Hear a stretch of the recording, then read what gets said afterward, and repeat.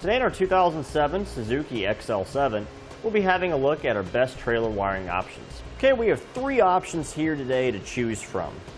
We have two for our factory tow package equipped vehicles, and one on the off chance that your vehicle is not equipped with a factory tow package or your factory tow package no longer works.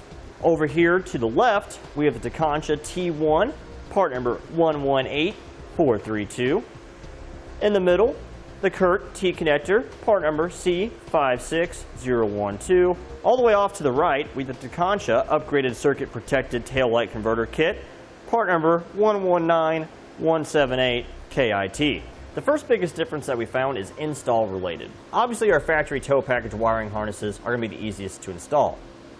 But the Curt T Connector is by far the easiest one to install because all four of our wires, including our ground wire, utilize the ground that's in your factory tow package, whereas our Tekonsha T-One does not. The ground is separate from the connector, doesn't utilize the factory ground, and you have to ground this off to the vehicle's body. There is a bolt nearby the connector where you can ground it to. There's also a self-tapping screw provided in case you want to ground it directly to the sheet metal if you want.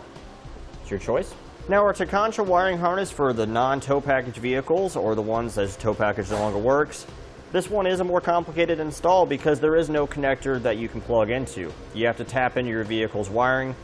You do have a test light here to test your wires to make it easier for you, but it is going to be more time consuming, but it'll still work just the same. The next biggest difference that we found is as far as power output goes. Our factory tow package wiring harnesses here, they're going to have 10 amp fuses which protect the circuits for our wiring harnesses. Our Tekonsha one is rated at 7.5 amps per circuit for our tail lights, running lights, and our turn signals and brake lights. For our Curt, it's going to be about 7.5 amps as well.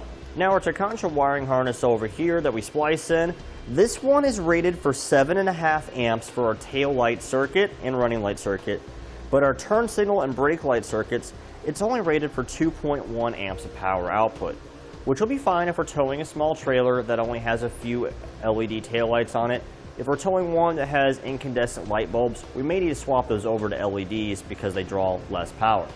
As far as similarities go, all three of our wiring harnesses, regardless of which one you choose, is going to give you a 4-pole flat trailer connector, which gives you the basic lighting functions that are required by law in order for you to safely and legally tow a trailer.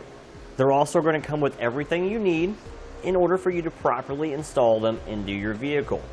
For our factory tow package wiring harnesses, we're going to have our 3 10 amp fuses that we need and our 2 relays that we need to install in the fuse box as well in order to properly power the factory tow package connector.